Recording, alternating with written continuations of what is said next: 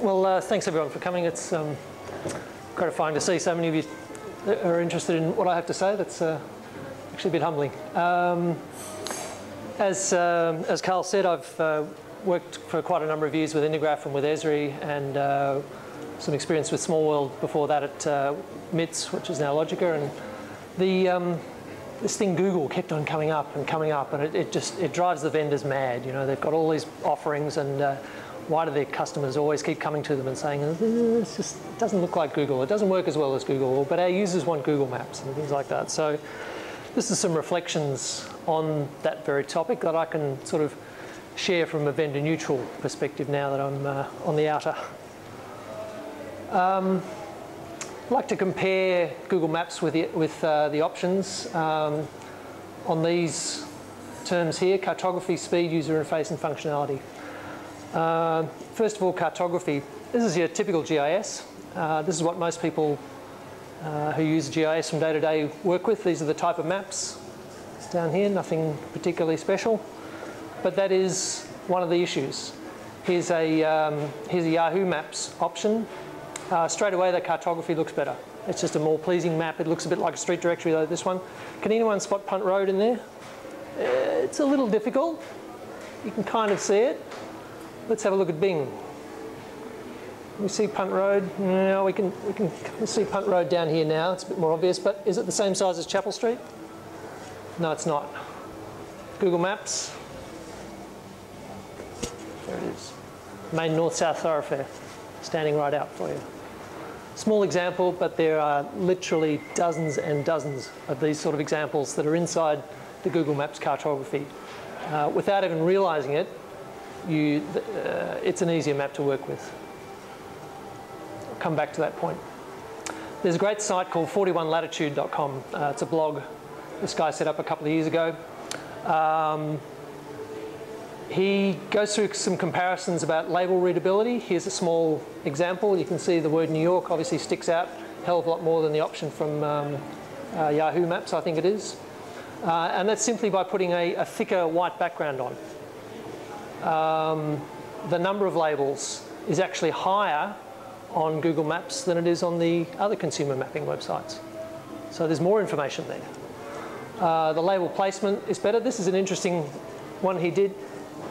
He took away the map, leaving just the labels. You can see what Google does.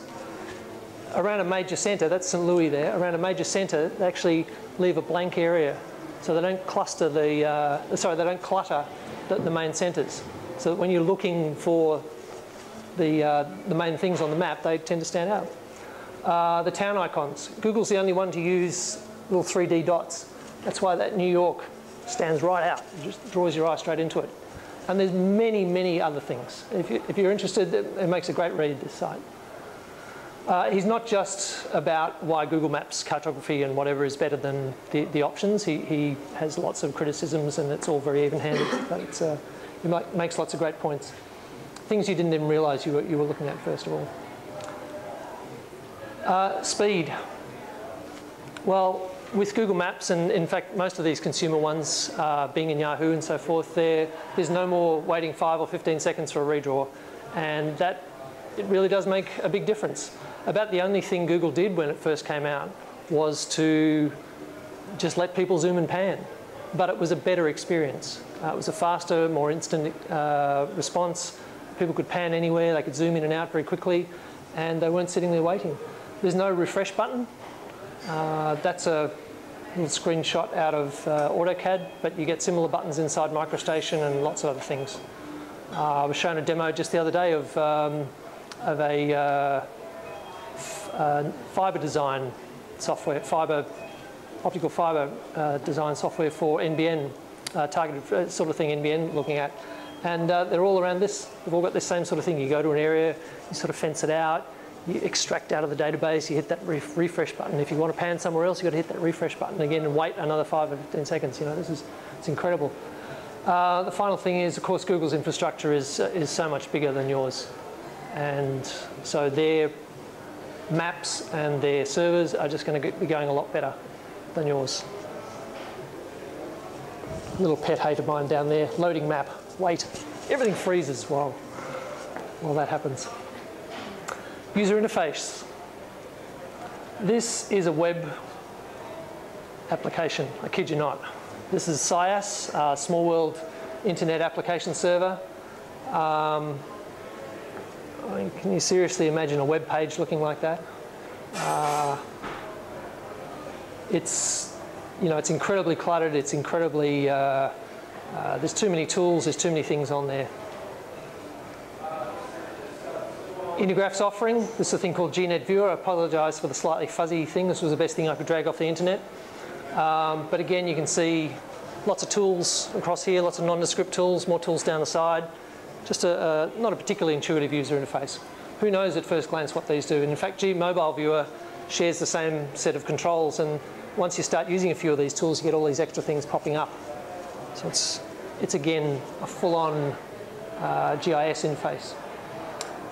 ESRI's attempts. A thing called ArcGIS Explorer Online, which came out last year, had a ribbon, which I thought was a really good step in the right direction.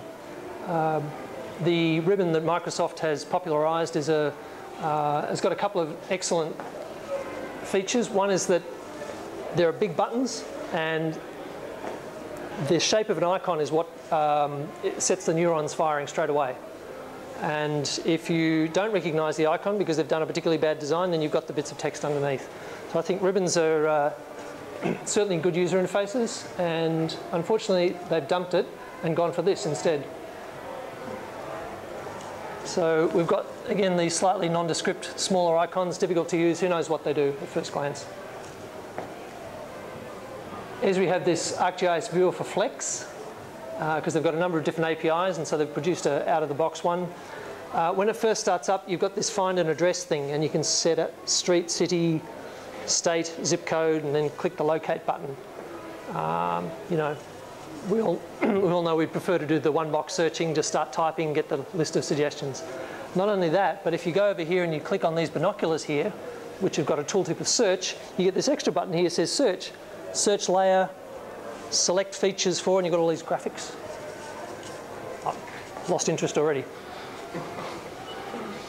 And then, but wait, there's more from ESRI. There's the ArcGIS.com viewer. If you go to ArcGIS.com and look at their base maps, and this one's a lot simpler. They've obviously learned a few things from Google. We've got a one-box searching up here. We've got a nice sidebar with a few step-by-step instructions, reasonably clean, reasonably uncluttered. Bing Maps, obviously a fairly direct copy of Google Maps. There's that nice cartography. Again, that's probably the best map we've seen just in the last few slides, even when we're talking about user interface. Again, we've got you know, the cartography is front and centre there, as well as a nice simple user interface. Functionality. This is what your GIS looks like to most of your users. If I gave you that to use, what would you think? Free. Which button do I push? What do I do? You know, what numbers do I type in here? Can I click these, or do I have to type something in there? Or what happens if I push these buttons? That's what those complex GIS user interfaces that were from the earlier slides, that's what they look like to your users that aren't using it every day, that don't live and breathe it. But we need to give GIS functionality to a lot of people. So how do we do that? You know, GIS is obviously more than just visualization. GIS is data analysis and data management and all that sort of stuff. So how do we do that? Well, in the web context, and that's just where I'm keeping the discussion here today, less is more, definitely. Web GIS is not desktop GIS, and I think that's a lesson that's still hasn't been learnt by some of the vendors. If you look at that Smallworld interface, they're trying to reproduce the desktop interface. If you look at the Intergraph one, they're trying to reproduce the desktop experience. The ESRI products are starting to move now towards a more workflow support type thing. This is what WebGIS should be all about. And you provide all that GIS goodness, that analysis and data management and things like this, through server-based geoprocessing, which is what Google does with its routing.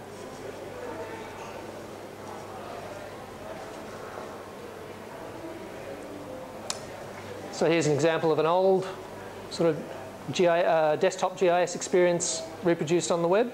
That is, again, a web application, extraordinarily, and a much more modern one. This is UBsense's MyWorld, based on Google Maps.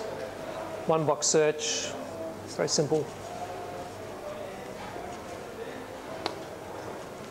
So some other good reasons to surrender to the Google juggernaut. Over 150 million users.